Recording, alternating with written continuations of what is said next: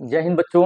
आप लोगों के बीच में एक नया चैप्टर स्टार्ट किए हैं, जो कि कोचिंग के बच्चों को ये चैप्टर पढ़ा दिए हैं। बच्चों को कहना है कि सर कुछ डाउट है तो एक बार फिर से इस चैप्टर को वीडियो के माध्यम से समझा दीजिए। तो आज हम वही काम किए, आपको समझाने का काम करेंगे। आपका नोट्स तो लिखा हुआ है, आप इस चैप्टर को समझिए बेहतरीन ढंग से। और एक भी डाउट बचता है तो तुरंत पूछिए, क्योंकि आप बोल दें और हम नहीं करें ऐसा हो नहीं सकता है। क्योंकि संसार में शिक्षक वही है जो स्टूडेंटों की दिल की बातों को समझ जाए। तो आप बोले और हम नहीं करेंगे ऐसा हो सकता है? ऐसा हो नहीं सकता। तो स्टार्ट। अनुवांशिक एवं जैव विकास। इसमें बच्चे अनुवांशिक एवं जैव विकास में हमको दो पार्ट पढ़ना है, एक अनुवांशिकता और एक तो जैव विकास।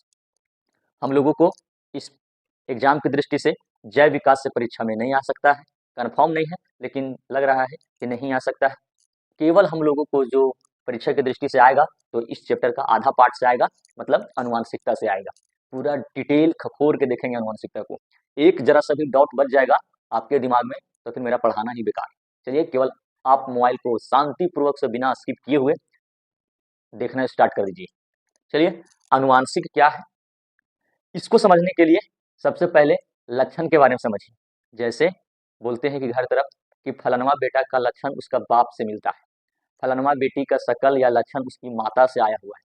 आखिर ये लक्षण है क्या? लक्षण कैसे आ गया माता पिता से बच्चों में?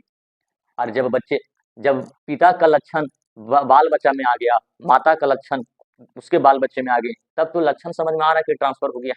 लेकिन कभी कभी तो डाउट हो जाता है कि बच्चा का लक्षण माँ बाप से नहीं मिलता है, तब लक्षण किससे मिलेगा? हाँ, तब लक्षण समझ रहे हैं तुम लोग, मिलेगा उनके दादा दादी से मिलेगा। ये भी हो सकता है। तो जरूरी नहीं कि लक्षण केवल पिताजी और माताजी से बच्चों में ट्रांसफर होगा, सो दादा दादी से भी हो सकता है। तो आज पूरा डिटेल देखेंगे। सबसे पहले आइए, अनुवांशिक मतलब इस चैप्टर में सबसे पहले हमको देखना है लक्षण के बारे में। लक्षण लक्षण जो होती है बच्चे, लक्षण को समझ लक्षण को समझने से पहले आपको 9th क्लास में ही पढ़ा चुके हैं कि हमारा पूरा शरीर कोशिका से मिलकर बनी है और हमारा शरीर अरबों खरबों छोटी छोटी कोशिकाओं से मिलकर बनी है। बच्चे, वही कोशिका, पढ़ा हुआ कोशिका आज आपको आनुवंशिकता में काम देगा। मान लिए कि हमारे शरीर का एक ठो ही कोशिका है, ऐसा ऐसा एक ही कोशिका होगा? नहीं रे, हजारों अरबों खरबों, जितना बोलो उतना कम। अरबों खरबों कोशिका है, बहुत सारे कोशिका है। तो बच्चे, इस कोशिका के बीच में नाभिक में केंद्रक होती है, जिसका एक स्पेशल नाम है केंद्रक की, इंग्लिश में बोलते हैं न्यूक्लियस। यह केंद्रक है बच्चे। इस केंद्रक के अंदर पाए जाते हैं गुणसूत्र। क्या पाए जाते हैं? गुणसूत्र, जो कि आप लोग बचपन में पढ़ चुके हैं कि मनुष्यों में टाई से जोड़ी गुणसूत्र होता है। आप जरा सोचो, 46 तो गुणसूत्र है भैया एक कोशिका के अंदर, और ऐसे ऐसे कोशिका कितने हैं? अरबों खरबों कोशिका है। तो गुणसूत्रों की संख्या लिया गया है एक कोशिका के अंदर से। एक कोशिका में टाई से जोड़ी गुणसूत्र होते हैं बच्चे। इस कोशिका के अंदर केंद्रक होती है, यही केंद्रक के अंदर पाए जाते हैं गुणसूत्र। और एक केंद्रक में कितने जोड़ी गुणसूत्र होते हैं? टाई से जोड़ी गुणसूत्र होते हैं। जब इस केंद्रक को खींचा गया, लंबा तीरा गया, तो उसका संरचना जो था वो एक्स के जैसा आ रहा था। किसके जैसा आ रहा था? एक्स के जैसा। इसलिए गुणसूत्रों को हम लोग एक्स से दिखाते हैं, एक्स से। फिर और जब इसको खखोर के खींचा गया, बोला कि और खींच को टनटना के एकदम, जब इस गुणसूत्र एक्स गुणसूत्र को और जब जबरदस्त खींचा गया तो इस तरह करके शेप आया, सांप जैसा राउंडिंग करके। जिसे जो सांप जैसा राउंडिंग करके आया ना बच्चे, इसी को बोलते हैं DNA, deoxy ribose nucleic acid. यही है डीएनए। अब जरा देखो, जब इस एक्स गुणसूत्र को इस तरह करके खींचा गया तो ये जो टोटल हुआ ना, ये टोटल यहां से यहां तक की दूरी टोटल कहलाता है डीएनए। क्या कहलाता है? डीएनए। लेकिन जरा देखो, इस डीएनए के बीच में एगो घर ये वाला कहलाया, और एगो घर ये वाला कहलाया, और एगो घर ये वाला कहलाया, इस घर ये वाला कहलाया। मतलब इसमें टोटल यहां से लेकर यहां तक की दूरी हुआ डीएनए। और प्रत्येक डीएनए जहां पे घर जैसा खंड किया हुआ है वही कहलाता है जीन। क्या कहलाता है बच्चे? जीन। और बच्चे बता दें, इसी जीन में आदमी की लक्षण पाई जाती है, इसी जीन में आदमी की लक्षण पाई जाती है। और यही लक्षण बच्चों में ट्रांसफर होते जाती है एक पीढ़ी से दूसरे पीढ़ी तक। कैसे ट्रांसफर होती है बच्चे? तो आप लोग सभी बच्चे जानते हैं कि लड़के में एक्स वाई गुणसूत्र होती है, जबकि लड़कियां में एक्स एक्स गुणसूत्र होते हैं। क्या आखिर ये एक्स एक्स है क्या और एक्स वाई है क्या? यही है गुणसूत्र। एक्चुअली में आप केवल जानते हैं ना बच्चे कि लड़का में एक्स वाई गुणसूत्र होते हैं, लड़कियां में एक्स एक्स गुणसूत्र होता है, तो बाकी पीछे दन भी गुणसूत्र होता है। कैसे गुणसूत्र होता है कि लड़का में जो ताय से जोड़ी गुणसूत्र होती है वो एक जोड़ी या हुआ, 2 3 इस तरह कर करके लास्ट में जो होगा वो एक्स एक्स 22वां नंबर का जोड़ी होगा, और जो सबसे लास्ट में है वो 23वां जोड़ी होगा। और लड़कियों में भी ये एक्स एक्स है, ये एक्स एक्स है, ये एक्स एक्स है, लास्ट में 22वां नंबर वाला भी गुणसूत्र क्या होगा, एक्स से एक्स होगा। और लड़कों में भी एक्स 22वां नंबर का गुणसूत्र क्या होगा, एक्स से एक्स होगा। केवल लास्ट का जो जोड़ी रहता है ना, गुणसूत्र जो लास्ट का रहता है वही डिपेंड करता है कि लड़की की लड़का। अगर लास्ट में वाई लग गया तो समझ जाना है छोरा, सॉरी लड़का, और लास्ट में एक्स लग गया तो समझ जाना है लड़की है। लेकिन कभी सोचे हैं कि गुणसूत्र हमेशा जोड़ी में ही क्यों है? हाँ, ये क्वेश्चन ठीक है कि मनुष्यों का गुणसूत्र जोड़ी में ही क्यों रहता है बच्चा। तो इसका बेस्ट है आंसर कि सर हम लोगों को शरीर में जो गुणसूत्र होती है वह जोड़ी में इसलिए होती है क्योंकि लड़का हो या लड़की, उसका शरीर का लगभग अंग जोड़ा में पाया जाता है। कैसे? जैसे सर हाथ भी क्या चीज में है, 2 गो हाथ जोड़ा में, अंगुलियां भी कितना है, सब जोड़ा में है, नाक में छेद जो है वो भी क्या चीज में है, जोड़ा में है, कान का छेद किस में है, जोड़ा में है, आंख किस में है, जोड़ा में है, पैर किस में है, जोड़ा में है। मतलब अधिकतर चीज क्या चीज में है, जोड़ा में है, इसलिए मानो कि गुणसूत्र भी किस चीज में है, जोड़ा में है। बच्चे यही जो एक्स वाई है ना और ये एक्स एक्स है, वही डिपेंड करता है कि आने वाला संतान लड़का होगा कि लड़की होगी। सो बच्चों को लिंग निर्धारण किया जाता है, सबसे पहले बच्चों को लिंग निर्धारण किया जाता है। लिंग निर्धारण क्या होता है?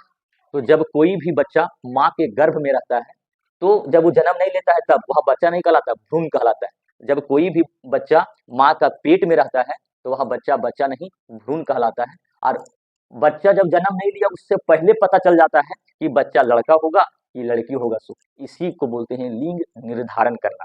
मतलब क्या हुआ सर कि जब कोई भी बबुआ जन्म नहीं लिया, बबुआ या बबनी जन्म नहीं ली, लेकिन पता कर लेना, पता चल जाना कि बबुआ हो तो कि बबनी, तब इसी को बोलते हैं लिंग निर्धारण। अभी के समय में लिंग निर्धारण मतलब अल्ट्रासाउंड कराने जा रहा है कि अल्ट्रासाउंड, अभी तो बैंड भी लगा दिया गया डॉक्टर लोगों के ऊपर। अगर कोई भी डॉक्टर किसी महिला को गर्भ में पल रहा बच्चा को अगर बता देता है कि यह लड़का है या लड़की, तो उसके ऊपर आप एफआईआर भी करवा सकते हैं और उसका कानूनी कार्रवाई से उसका जेल भी डाल सकता है। लेकिन नहीं करवाता है।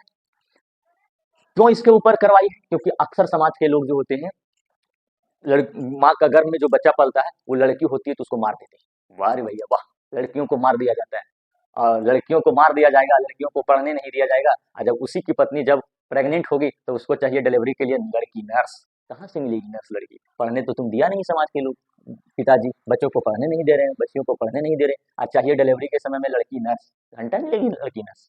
तो ये समाज की दुरुपयोग भी है। और डॉक्टर लोगों के ऊपर भी अगर कोई जान जाए तो डॉक्टर लोगों के ऊपर जरूर एफआईआर करवा दीजिए। क्यों? क्योंकि जानबूझ के किसी को हत्या करना यह कानूनी अपराध है। चाहे वह अपराध अगर तुम अपना कहे नहीं तो गलत है, तो गलत है बस।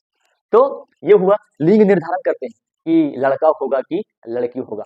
चलिए आइए पता करते हैं कि अभी जो बच्चे जन्म लेगा वो लड़का होगा कि लड़की होगा। सो उससे पहले आप लोग को बताए हैं कि लड़का में एक्स वाई गुणसूत्र और लड़कियों में एक्स एक्स गुणसूत्र। जरा देखते हैं चेक करके कि कैसे क्या होता है। सो मान लो ये लड़का है और ये लड़की है। लड़का में एक्स वाई गुणसूत्र है और लड़कियों में एक्स एक्स गुणसूत्र है। बच्चे जब भी आएगा ना लड़का से तो ये दोनों में एक आएगा, आधा आएगा, और इसमें भी जो भी आएगा वो आधा आएगा। पूरा डिटेल समझिए, समझिए इधर बच्चे। मान लो ये बी का मतलब बॉय और जी का मतलब गर्ल्स, जी का मतलब गर्ल्स।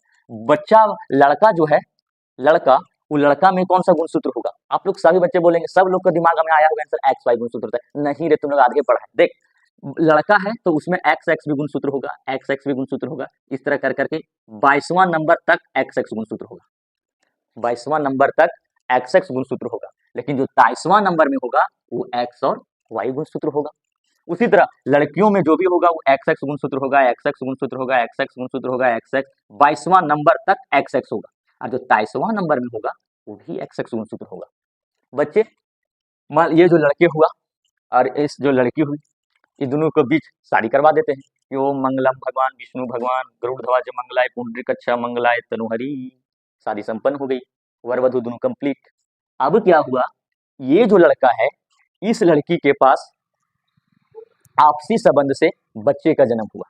अब बच्चा, ये लड़का इस लड़की के पास आपसी संबंध से बच्चे का जन्म जो होगा ना, तो इससे आएगा एक, ध्यान से, इससे जो है ना, जो 22 गुणसूत्र, 22 जोड़ी गुणसूत्र है इससे, और 22 जोड़ी गुणसूत्र है इससे, आधा आधा करके आएगा, आधा आधा करके आएगा भैया। तो इस वाला से एक और इस वाला से एक, तो यहां जाकर एक जोड़ा बन गया, इससे एक और इससे एक, यहां जाकर एक जोड़ा बन गया, इससे एक और इससे एक, आधा आधा आधा आ रहा है। अब हो सकता है कभी तो एकरे वाला आ जाए, सब एक्स से एक्स बप्पे वाला सब आ जाए, एक्स एक्स गुणसूत्र। तो फिर हो सकता है तो मम्मी उसका जो माता जी है ओकरे वाला सब आ जाए, एक्स एक्स। हम मान के लेके चल रहे हैं कि आधा इस दुग में एक आएगा बप्पा, एक आएगा मैया, एक आएगा पिताजी, एक आएगा माता जी, एक आएगा शंकर जी, शंकर भगवान, एक आएगा पार्वती का।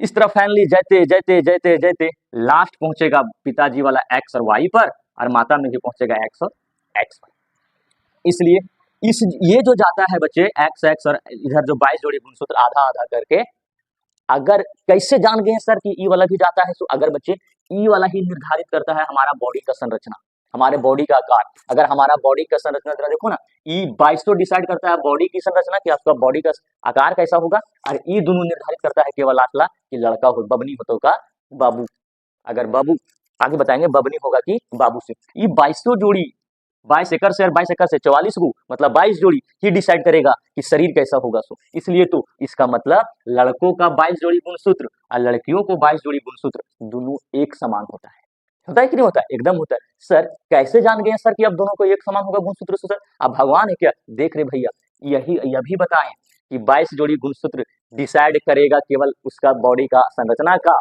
ये डिसाइड नहीं करेगा कि लड़का होगा कि लड़की सो। ये 22 डिसाइड करेगा बॉडी का संरचना का। तो जरा देखो ना, जिस जिस तरह से बॉडी लड़की का उस तरह से बॉडी लड़का का। लड़की का 2 हाथ तो क्या छोरा का 1 हाथ?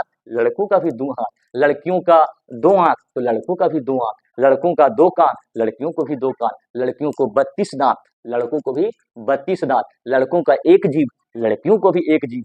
लड़कों को बाल, लड़कियों को हाँ बाल, लड़कियों को बाल। लड़का देवता, लड़कियों तो जिस तरह से लड़कों की बॉडी की संरचना होती है उसी तरह से लड़कियों को भी बॉडी की संरचना होती है।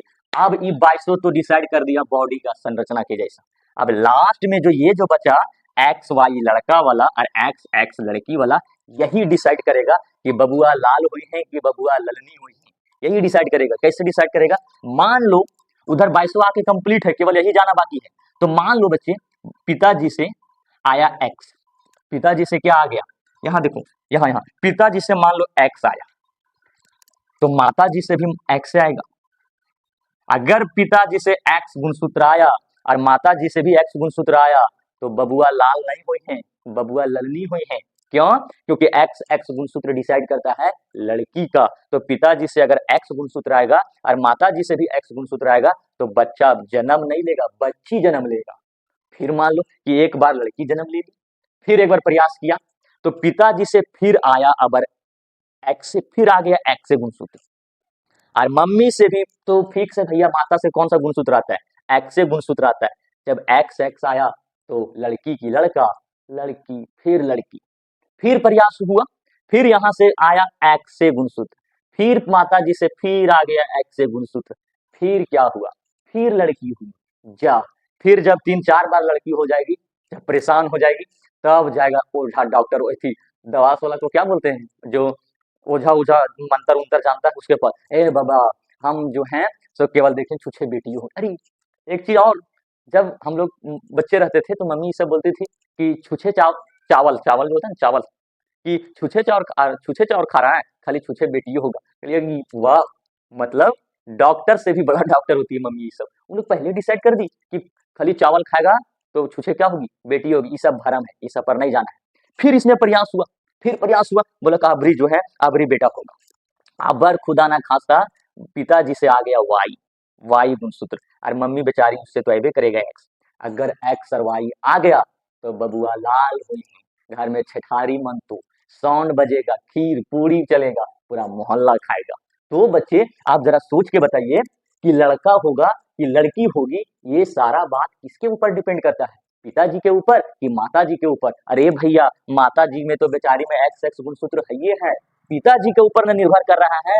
अगर वाई पिताजी से आया तो लड़का, और एक्स आ गया तो लड़की। वो डिपेंड करता है वो डिपेंड करता है पिताजी के ऊपर। लेकिन हमारे गांव, समाज, मोहल्ला, राज्य झारखंड में और देश भारत में यहाँ की यही पुरुष प्रधान देश है ना, तो पुरुष जो बोलेंगे सो होता है। हमारे समाज, मोहल्ला, गांव में जब किसी महिला को केवल लड़की होती है तो ऐसा टॉर्चर दिया जाता है उस घर में, उस महिला के ऊपर, जिसको लगता है कि यही महिला के कारण हमारे घर में केवल बेटी पैदा हो रही।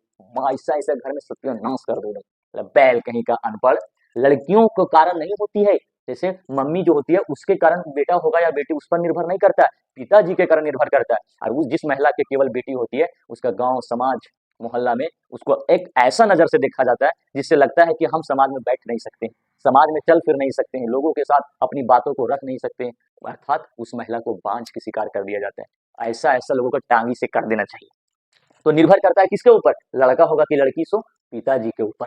और ये हुआ लड़के, देखो लड़का जन्म ले लिया, हाँ अब इसको मनेगा अगला साल हैप्पी बर्थडे टू यू। अब ये उस तरह कैटेगरी से हम लोगों के शरीर में बच्चे का जन्म हुआ। जरा बताओ तो बच्चे, हम हैं, ठीक, अब हम हैं, हमारा शरीर में एक्स वाई होगा कि एक्स एक्स होगा? बोलो। अरे बैल कहीं का, कौन बोल दिया एक्स एक्स रे? अरे गधा कहीं का, तुम लोग एक नंबर खतरा है जी। हमारा देखो ना अच्छा से, हम लड़का है लड़की है? हाँ हम लड़का है रे, तो हमारा में क्या होगा? X X X sorry X Y गुणसूत्र होगा। जबकि जब मेरा किसी गर्ल्स के साथ मैरिज होगा तो उसमें कौन सा गुणसूत्र होगा? एक्स एक्स गुणसूत्र होगा। भैया जब मेरा और उनका बच्चे का जन्म होगा तो वह बच्चा लड़का होगा कि लड़की होगी, ये डिपेंड किसके ऊपर करता है? मेरे ऊपर। अगर हमारे से एक्स गुणसूत्र गया उसके शरीर में तो वह लड़की का जन्म देगी, अगर मेरे से वाई गुणसूत्र जाएगा तो बेचारी लड़के का जन्म देगी। अल्ट्रासाउंड इस कानूनी अपराध, अगर वो हो रहा है तो आप एफआईआर करवा सकते हैं। तो ये से इस कारण से बच्चे का लिंग निर्धारण होता है कि बच्चे लड़के होंगे कि लड़कियां होंगी। सो अब जो होती है लक्षण, ये तो बच्चे जन्म ले लिए, लड़का की लड़की, सो अब डिपेंड करता है कि बच्चे में लक्षण किसके माध्यम से जाएगा। तो अब लक्षण देखना है कैसे जाता है। सो उसके लिए आइए देखें बोर्ड पर। पहले में बताए हैं कि ये कोशिका है, कोशिका के अंदर गुणसूत्र, केंद्रक है, केंद्रक के अंदर गुणसूत्र पाया जाएगा। इसी गुणसूत्रों में का आकार एक्स का जैसा होता है, इसलिए गुणसूत्रों को एक्स से दिखाते हैं। 23 जोड़ी क्रोमोसोम होती है, इसी गुणसूत्रों को जब खींचेंगे तो डीएनए बनेगा, और डीएनए के प्रत्येक खंड को जीन बनेगा। बच्चे लक्षण का डिसाइड वही गुणसूत्र में करता है। तो मान ले एक एग्जांपल से हम समझाते हैं। यही जो गुणसूत्र है ना, एक्स गुणसूत्र, इसको खींच दिए तो डीएनए, अब प्रत्येक डीएनए का जो भाग होता है वह जीन कहलाता है। बच्चे बता दे, ये इसी जीन के अंदर सब चीज का लक्षण पाया जाएगा। जैसे कि कोई बच्चा बहुत बोलने में तेज है तो वो जो लक्षण है ना, बोलने वाला लक्षण इसी जीन के अंदर है। कोई बच्चा का चपटा नाक है, वो जो गुण है वो भी इसी जीन के अंदर है। कोई बच्चा काला है, वो काला वाला भी गुण इसी में है। जो चीज शरीर में दिखाई दे रहा है वह एक गुण है, और वह गुण किसमें पाया जा रहा है? इसी जीन, डीएनए नहीं, खखोर के पढ़ो पूरा। डीएनए में तो पैबे करता है, टोटल डीएनए है ये है, लेकिन डीएनए के किस भाग में? जीन में पाया जाता है। इस जीन में जैसे किसी को 5 अंगुलियां की जगह पर 6 अंगुलियां आ जाती है, ऋतिक रोशन, वो 6 अंगुलियां का भी गुण किसमें है? जीन में है। किसी को मान लो धोधड़ नाक है, उस धोधड़ नाक वाला गुण भी किसके अंदर है? इसी जीन के अंदर है। किसी का देखिएगा कि बहुत जल्दी चंदला हो जाता है, मतलब बाल उड़ जाता है, उसका भी गुण किसमें है? इसमें है। कोई बच्चा मोटा हो जाता है, मोटा वाला भी गुण किसमें? मतलब शरीर में तुमको जितना सारा चीज दिख रहा है वह एक गुण है, और सारा गुण किसमें पाया जा रहा है? इस जीन के अंदर। तो यह गुणसूत्र है, और गुणसूत्र लड़कियों में भी और लड़कों में भी, इसका मतलब लक्षण दोनों में होगा। आइए एकदम टू द पॉइंट से पढ़ते हैं। मान लो बच्चे कि ये जो एक्स वाई गुणसूत्र है ये लड़के का है, और ये जो एक्स एक्स गुणसूत्र है लड़कियों का है।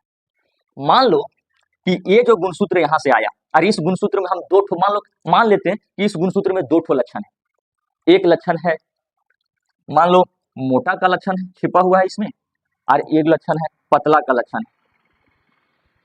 ये वाला गुणसूत्र में, वाई वाला गुणसूत्र में जो है 2 लक्षण छिपा हुआ है।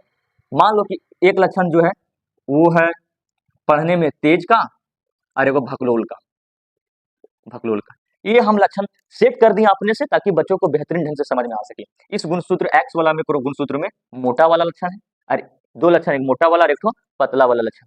इसमें वाई वाला में एगो तेज है और एगो भकलोल है। माता वाला में भी जो 2 ठो है उसमें एक लक्षण है मान लो बहु दांत फेंक खरगा का, खरगा का गुण है एक गुणसूत्र में, और एगो लक्षण जो है दांत अच्छा है, मतलब अच्छा वाला गुण है। एक और गुणसूत्र इस गुणसूत्र में ले लिए कि मान लो ले लिए कि एगो लंबा लंबा बाल होगा और एगो छोटा छोटा बाल होगा। ठीक, हर एक गुणसूत्र में दो दो लक्षण लिए। मान लो बच्चे ये जो बचवा है दोनों के आपसी संबंध बना, तो पिताजी से मान लो कि एक्स वाला गुणसूत्र आया, मतलब मोटा प्लस पतला वाला गुणसूत्र आ गया। मम्मी से जो आया, अच्छा इससे एक्स आया और इस एक्स में कौन सा मोटा और पतला का लक्षण आया, और मम्मी जो है इस मम्मी से भी जो आया ना वो एक्स से गुणसूत्र आया, लेकिन खरगा प्लस बिना खरगा अच्छा वाला गुण आ गया। तो बच्चा बताओ लड़का होगा कि लड़की? बात सर यहाँ से भी एक्स आया है, यहाँ से भी एक्स आया है, तो जाहिर सी बात है सर बहनी पैदा होगी, लड़की जन्म लेगी। लेकिन पिताजी वाला एक्स वाला वही एक्स आया है जो मोटा और पतला वाला गुण था, और मम्मी से वही आया है जो खरगा एक तो था और एक तो बिना खरगा वाला गुण था। बच्चा जा यहाँ पे इस जो लड़की जन्म लेगी उस लड़की के पास चार चार गो लक्षण होगा। तो फिर मोटा होगी, पतला होगी, खरगा भी निकलेगा और खरग नहीं भी निकलेगा। अब ये चारों में से कोई दो लक्षण दिखेगा, एगो पिताजी वाला और एगो माताजी वाला। मान लेते हैं पिताजी वाला, लेकिन आएगा लक्षण चारों, उसके अंदर बचवा के अंदर लक्षणिया चारों रहेगा, लेकिन बाहर बाहर क्या गो दो गो। तो मान लो कि वह एगो जो लक्षण दिख गया मोटा वाला लक्षण दिख गया, मतलब जो बबनी जन्म ली ना एकदम पूरा मोटा वाला एकदम जन्म ली, क्या एकदम साइकिल का टायर नहीं ट्रैक्टर के टायर जन्म ली, उतना मोटा जन्म ली। पिताजी वाला से मोटा वाला गुण आया था, तो मोटा वाला गुण मोटा आ गई। मम्मी से आ गई खरगा वाला गुण, मम्मी से आ गई खरगा वाला गुण। जा कितना खतरनाक है भाई, एगो पूरा मोटा भी औरत है अब पूरा एकदम खरंग निकलल है, बाप रे बाप, चुड़ैल एकदम एक नंबर एक नंबर। तो वह जो है जो लड़की जन्म ली उसका शरीर मोटा भी रहेगा और खरग भी निकल रहेगा। बचवा मोटा और खरग वाला हम लोग का दिखाई देने लगा कि जो फलनिया लड़की आ रही है मोटा भी है और उसका दांत बाहर भी फेंक ली है, ये हम लोग को दिखाई दे रहा है। लेकिन छुपल कौन कौन है अंदर में जी? अंदर में छुपल कौन कौन है? तो छुपल है सर पिताजी वाला पतला वाला गुण छिपल है और माताजी वाला से अच्छा वाला गुण छिपल है। तो वैसे लक्षण जो माता पिता से आता है अपने बच्चे में, माता पिता से बच्चों में लक्षण आती है तो उसे ही बोलते हैं बच्चे अनुवांशिक लक्षण। ओ माय गॉड, अभी समझ में आया सर, मम्मी पापा से जो लक्षण बच्चे में जाते हैं उसे अनुवांशिक लक्षण कहते हैं। कौन सा लक्षण कहते हैं? अनुवांशिक लक्षण कहते हैं। लेकिन एक चीज और, अरे लेडीज थोड़ी है ऐसे कर दिए, एक चीज और, अनुवांशिक लक्षण माता पिता से जो लक्षण बच्चे में चल गए सो अनुवांशिक लक्षण। बच्चों अभी हड़बड़ाम नहीं, लेकिन पिताजी से आया था मोटा वाला और मम्मी से आया था खरग वाला, वो तो दिखाई देने लगा ना सर, लेकिन दो गो लक्षणिया और था जो शरीर के अंदर क्या हो गया है, छिप गया है। तो वैसे देखो माता पिता से आ रहा है तो अनुवांशिक लक्षण होगा ही होगा, लेकिन वैसे लक्षण जो माता पिता से आया है और बच्चों में दिखाई देने लगा, बोले ओ माय गॉड लड़की उस तरह हो गई, तो फिर बोलेगा पिताजी वाला के गुण मोटका गुण आ गया है बच्चा में और माता जी से खरग वाला गुण आ गया है और यह बच्चे में दिखाई देने लगा। तो माता पिता से जो आए लक्षण बच्चों में दिखाई देने लगता है उसे प्रभावी लक्षण कहते हैं। कौन सा लक्षण? प्रभावी लक्षण। और जो माता पिता से तो आया तो है लेकिन दिखाई नहीं दे रहा, अंदर बैठल है टुकुर टुकुर कि अबरी में हम जाएंगे, अबरी में अबरी होने दो बाल बुतरू ओकरा में अबरी हम जाएंगे, तो वैसे लक्षण जो छिपा हुआ रहता है तो उसे अप्रभावी लक्षण कहते हैं। कौन सा लक्षण कहते हैं बच्चे? अप्रभावी लक्षण कहते हैं। बच्चे माता पिता से जो लक्षण चला जाता है बच्चे में पीढ़ी दर पीढ़ी फैलती जाती है उसे अनुवांशिक लक्षण, और बच्चे में जो लक्षण दिखाई देने लगता है प्रभावी लक्षण, और जो छिपल रहता है सो अप्रभावी लक्षण कहलाता है। बच्चे तो फिर उपार्जित लक्षण क्या होती है सर? वैसे लक्षण जो बच्चे वैसे लक्षण जो बच्चे का माता पिता से प्राप्त नहीं होता है, बाहरी वातावरण से प्राप्त होता है। जैसे मान लो किसी का पिताजी बहुत सीधे साधे हैं और उसके माता पिता भी सीधे साधे एकदम पूरा नॉर्मल है, लेकिन कभी कभी क्या होता है कि उनका बेटा या बेटे एकदम पूरा खचरा खचरी हो जाती है, एकदम पूरा तेज, उसकी माता पिता पूरा सीधा साधा, लड़ाई उड़ाई किसी से कोई मतलब नहीं, लेकिन उसका बाल बच्चा एकदम पूरा लड़ाई करने में एक्टर। उसका माता पिताजी कोई सिगरेट कोई एल्कोहल का सेवन नहीं करते, लेकिन उसका बच्चा पूरा एकदम दरपिया निकल गया। तो वैसे लक्षण उसका जो लक्षण दारू पीने वाला आया था, शराब पीने वाला था, उसका पिताजी में नहीं था, लेकिन वो लक्षण किससे प्राप्त किया? अपने दोस्तों से प्राप्त किया, संगति का भी प्राप्त किया। इसलिए जिंदगी में संगति का बहुत बड़ा असर करता है। संगति का मतलब ही होता है बच्चे संग संग की गति। अगर आपकी संगति अच्छी है तो आप अच्छी की ओर जाइएगा, और संगति खराब है तो आपका गति भी खराब की ओर जाइएगा। इसलिए अपने हमेशा दोस्तों ऐसा बना के रखो, संगति आपका अच्छी होनी चाहिए, नहीं तो फिर आगे चल के भुगतिएगा आप लोग। तो वैसे लक्षण जो बाहरी दोस्तों से प्राप्त होती है, उपार्जित लक्षण कहलाती है, और जो माता-पिता से लक्षण प्राप्त होती है, उसे आनुवांशिक लक्षण कहते हैं। कभी-कभी हमारे समाज में क्या होती है कि कोई-कोई महिलाएँ जो होती है, वह अपने गर्भ से बच्चे का जन्म ही नहीं देती, नहीं दे पाती। तो उसका कई सारे रीज़न हो जाते हैं, जिससे वो डिपेंड करता है आपका खान-पियान पर भी कैसे होती है, साथ ही साथ आपका जो नेचर था वो कुमार में, वो कैसा नेचर था, कहीं आप मेडिसिन का इस्तेमाल तो नहीं की हैं। मेडिसिन का इस्तेमाल मतलब दवाई का इस्तेमाल, कहने का मतलब वो बच्चे कि जब कोई भी गर्ल्स मैरिज से पहले प्रेगनेंसी को धारण कर लेती है और अपने गांव समाज में प्रेगनेंसी को छिपाने के लिए अगर मेडिसिन का इस्तेमाल करती है, तो वह लड़कियों का जो बच्चेदानी होती है, वह बच्चेदानी सड़ के फट जाती है। जब फट जाती है तो बच्चे उसमें पलते ही नहीं। हमारे पेट में हाइड्रोक्लोरिक अम्ल होती है, वह बच्चेदानी जब बच्चादानी ऊपर रहबे नहीं करता है काबर, तो बच्चे तो जन्म ले उसमें माँ का गर्भ में पलते हैं, लेकिन हाइड्रोक्लोरिक अम्ल उसे मार देता है। तो वह महिला फिर कभी जिंदगी में माँ नहीं बन पाती है, जिसके कारण उसे समाज की कई सारे बातों को सुनना पड़ता है और वह बेचारी को एक लंबी खाजा बुराइयों से भुगतना पड़ता है। तो ऐसे अपने ज़िंदगी में कभी ना करें, हमेशा अपने कदमों को सोच समझ के उठाया कीजिए। कि कभी-कभी सर, आप तो इसमें बता दिए सर कि लड़का कैसे जन्म लेगा, लड़की कैसे जन्म लेगा। आप लोग सुने होंगे किन्नर के बारे में, छक्का के बारे में। ये सब ट्रेन-व्रेन में जब जाइएगा तो बहुत खतरनाक होती है। आज उसके बारे में बताते हैं। लड़का होगा, लड़की होगा कि तो चेक हो जाएगा सर। लेकिन कभी-कभी क्या होता है, छक्का जन्म ले लेता है। किन्नर, किन्नर जो है ना, मज़ाक कभी नहीं उड़ाना चाहिए, क्योंकि वही ऊपर वाले हैं, अगर आपको सही बनाए हैं, तो बुरा भी कर सकता है। अगर आपको अमीर बनाया है, तो गरीब भी बना सकता है। छक्कों को, किन्नर लोगों को जब कभी माँगने के लिए पैसे उससे आते हैं, तो उसे दे देना चाहिए। क्यों? क्योंकि हमारे देश में किन्नरों के लिए कोई वैकेंसी नहीं है। आखिर उसको भी तो पेट है, उसको पेट पालने के लिए कहाँ जाएगा बेचारा? तो अगर उन लोग माँगने के लिए आते हैं, तो अवश्य दे देनी चाहिए, उसको कभी नहीं नकारना चाहिए। ट्रेन-व्रेन में जाइएगा, तो देख के किन्नर को देख के जो यात्री होते हैं ट्रेन में, वो आँख बंद कर लेता है।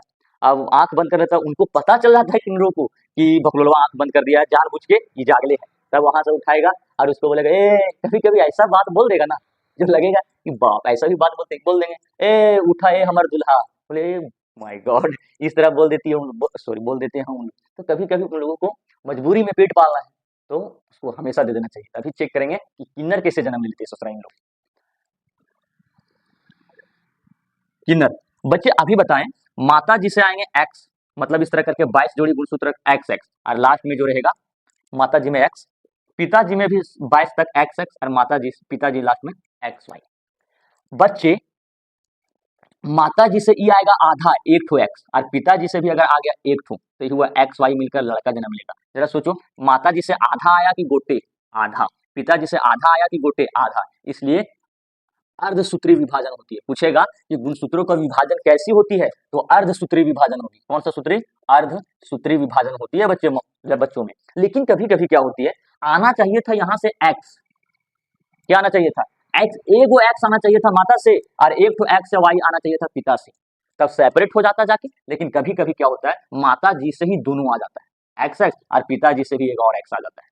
जा तब गुणसूत्रों को डिसबैलेंस, हमारे शरीर में गुणसूत्र जब ट्रांसफर करती है, तो जितना जाना चाहिए था उतना नहीं गया, उससे डिसबैलेंस करके चला गया, तो फिर जन्म ले लेते हैं। उसका शरीर फिर अलग जैसा ढंग से दिखने लगेगा ना, उसका शरीर फिर अलग ढंग से दिखने लगेगा, तो उसी को बोल देते हैं फिर किन्नर। मतलब किन्नरों का जन्म तभी होता है जब माता या पिता के शरीर से डिसबैलेंस गुणसूत्र ट्रांसफर होती है। माता से आना चाहिए था एक ठो एक्स, लेकिन खुदा ना खास्ता आ गया दू गो, और बप्पो से आ गया एक ठो एक्स। तब ये जो आएगा ना, वो जो ऐसे किन्नर होंगे एकदम पूरा लड़की के जैसा दिखेंगे, लड़की के जैसा। लेकिन अगर पिताजी से आ गए हैं एक्स वाई, और माता जी से एक एक एक्स आए, तो ये लड़के जैसे किन्नर दिखेंगे।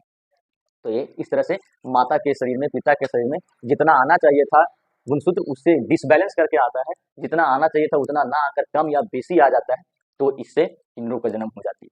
कभी कभी इससे किन्नरों का जन्म हो जाती है। कभी कभी आप लोग देखे होंगे कि हमारे गांव, मोहल्ला, क्षेत्र, राज्य, ये सब में कि लड़की या लड़का देखिएगा यहाँ पे ओठ कटा हुआ रहता है, ऐसे निकला हुआ रहता है, यहाँ पे ओठे नहीं रहता है। भैया उसका गुणसूत्रों में डिसबैलेंस हो गया, आना चाहिए था एगो पिताजी से एगो माता जी से, लेकिन कभी ज्यादा तो कभी कम आ जाता है, जिसके कारण इस तरह का बीमारी से भुगतना पड़ता है। किन्नरों का जन्म ऐसा ही होता है। अब ये कैसे आ जाता है सर, कभी माता से डबल एक्स, दोनों एक्स, और पिताजी से भी एक वाई, डबल एक्स वाई, इस तरह कैसे आ जाएगा बच्चे? इस तरह तभी आएगा जब आप लंबे समय तक बीमारी से ग्रसित हैं। ज्यादातर समय आपका बॉडी अगर आराम मांग रहा है और आप जबरदस्ती उस बॉडी के ऊपर काम करवा रहे हैं, तो भी किन्नर की जन्म हो सकती है। जितना एडजस्टमेंट है, जितना आपका बॉडी को सुकून मिलता है, उतना करते रहिए। अपने बॉडी को खुशी के लिए आप कुछ भी कीजिए, लेकिन अपने बॉडी को खुशी के लिए कीजिए। दूसरे की खुशी के लिए कीजिएगा, किन्नर जन्म हो जाएगा। इसलिए अपने बॉडी को खुशी के लिए कीजिए। अगर आपको लग रहा है कि हमको इस समय पढ़ना चाहिए, तभी पढ़िए। दूसरा को दिखावटी में नहीं पढ़िए। अगर अगर कंगारू को देखकर अगर हाथी छलांग मारेगा पानी में, तो तोड़ देगा अपना पैर। इसलिए दूसरा को खुशी में नहीं, अपना बॉडी को खुशी के लिए कीजिए, तब आप सही सलामत हैं। मेंटलिटी में ज्यादा टेंशन मत रखिए, किसी दूसरे आदमी को लेकर टेंशन अपने दिमाग पर नहीं लाइए, या फिर किन्नर की जन्म हो जाएगा। इसलिए आप आप हमेशा अपने बॉडी को खुशी के लिए कीजिए। यह एक चैप्टर नहीं, यह एक सोशल मैसेज भी है। तब तक के लिए जय हिंद।